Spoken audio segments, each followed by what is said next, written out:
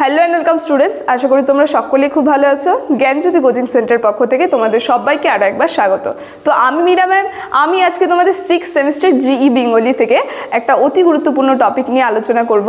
আজ আমি যেই বিষয়টি নিয়ে আলোচনা করব সেটা তোমরা দেখতেই পাচ্ছ, স্ক্রিনে দেওয়া রয়েছে বক্রোক্তি অলঙ্কার। ঠিক আছে, এই বক্রোক্তি অলঙ্কার নিয়ে কিন্তু আজকে আমি বিস্তারিতভাবে তোমাদের সঙ্গে আলোচনা করব।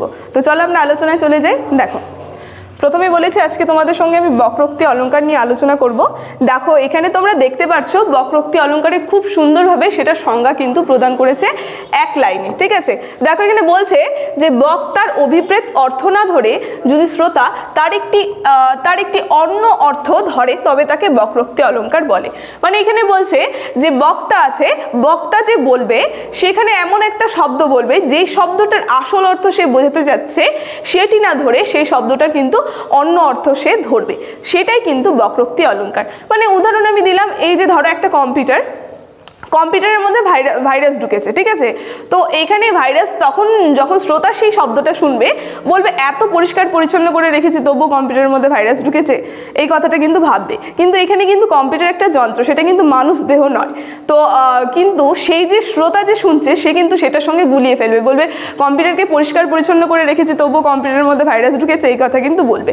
সেটাই কিন্তু দেখো এখানে খুব সুন্দরভাবে উদাহরণ দেওয়া হয়েছে, সেটাই হচ্ছে বক্রোক্তি অলঙ্কারের উদাহরণ। দেখো, বক্তা বলছে যে আপনার কম্পিউটারে ভাইরাস ঢুকেছে। ঠিক আছে, আর শ্রোতা কি বলছে, এই শব্দটা শুনে শ্রোতা ভাবছে মানুষ দেহ যেরকম পরিষ্কার পরিচ্ছন্ন না রাখলে সেখানে জীবাণু ঢুকে বিভিন্ন ভাইরাস তৈরি হয়, ঠিক তেমনই ভাবছে কম্পিউটার সেই যন্ত্রটিকে, তার সঙ্গে কিন্তু গুলিয়ে দিচ্ছে, মানে অর্থটা কিন্তু অন্যটা ধরছে। সেটাই এখানে বলছে যে শীতকালের নিয়ন্ত্রণ ঘরে পরিষ্কার পরিচ্ছন্ন রাখার অবস্থায় রেখেছি তবুও যদি ভাইরাস জীবাণু ঢুকে তার মধ্যে, তাহলে আমার কোনো কিছু করার নেই।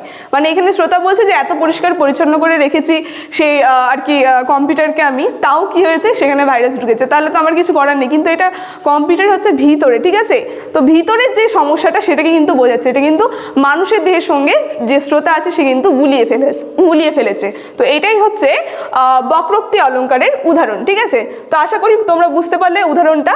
এবার আমরা দেখব এই বক্রোক্তি অলঙ্কার যে আছে, এই বক্রোক্তি অলঙ্কারকে কিন্তু আবার দুটি ভাগে বিভক্ত করা হয়েছে। দেখো, প্রথম যেটা সেটা হচ্ছে শ্লেষ বক্রোক্তি। দেখো এখানে বলা হয়েছে প্রথম হলো শ্লেষ বক্রোক্তি আর আরেকটা হচ্ছে কাকু বক্রোক্তি। তো এই যে বক্রোক্তি অলঙ্কার, এটাকে আমরা দেখব। এই বক্রোক্তি অলঙ্কারকে দুটো ভাগে বিভক্ত করা হয়েছে, একটা শ্লেষ বক্রোক্তি আর একটা কাকু বক্রোক্তি। তো শ্লেষ বক্রোক্তি কাকে বলে আর কাকু বক্রোক্তি কাকে বলে সেটারও কিন্তু সংজ্ঞা নিয়ে আমি আলোচনা করব। দেখো, এখন এখানে বলছে শ্লেষ বক্রোক্তি। এই শ্লেষ বক্রোক্তি কাকে বলে এখানে দেখো খুব সুন্দরভাবে সংজ্ঞাটা দেওয়া হয়েছে। বলেছে সমার্থক শব্দের জন্য এমনটা ঘটে বক্তা একই অর্থ বলল আর শ্রোতা অন্য অর্থ ধরল, তাকে বলা হয় শ্লেষ বক্রোক্তি। মানে কি বলেছে, সমার্থক, মানে এতটাই মিল দেখা যাবে সেই শব্দটার মধ্যে। এখানে বক্তা যে আছে, বক্তা বলবে একটা কিন্তু যে শ্রোতা সে বুঝবে আরেকটা, এটাকে কিন্তু বলা হয় শ্লেষ বক্রোক্তি। যেমন দেখো উদাহরণ এখানে দেওয়া হয়েছে, বক্তা বলছে আমাদের সমাজে ভাইরাস এম এ ভর্তি। ঠিক আছে, কিন্তু শ্রোতা কি ভাবছে, পরিষ্কার না করলে ভাইরাস বেড়ে যাবে। ঠিক আছে, এই কথা কিন্তু শ্রোতা ভাবছে। তো এইটাই হচ্ছে শ্লেষ বক্রোক্তির উদাহরণ। দেখো, এরপরে আমরা দেখব কাকু বক্রোক্তি। পরেরটা কি বললাম, কাকু বক্রোক্তি। দেখো, কাকু বক্রোক্তির সংজ্ঞা এখানে খুব সুন্দরভাবে দিয়েছে। বলা হয়েছে বক্তা তার কাকু বা স্বরভঙ্গির ওপর নির্ভর করে শ্রোতা নিষেধকে বিধিত বা বিধিকে নিষেধ বলে মনে করলে তাকে বলা হয় কাকু বক্রোক্তি।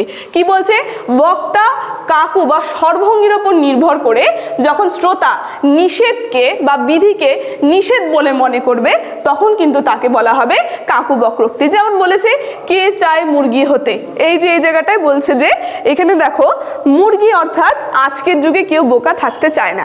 মানে এখানে বলছে এখানে বলছে একটা যে মুরগি হতে কে চাচ্ছে, কিন্তু এখানে বুঝছে যে হচ্ছে হলো মুরগি হতে বা কে চাচ্ছে, মানে নিষেধ করছে যে আজকের দিনে কেউ কিন্তু বোকা হতে চায় না। এই যে বুঝলো একটা, মানে নিষেধ বা বারণ বোঝাচ্ছে, সেটাকে কিন্তু বলা হচ্ছে কাকু বক্রোক্তি।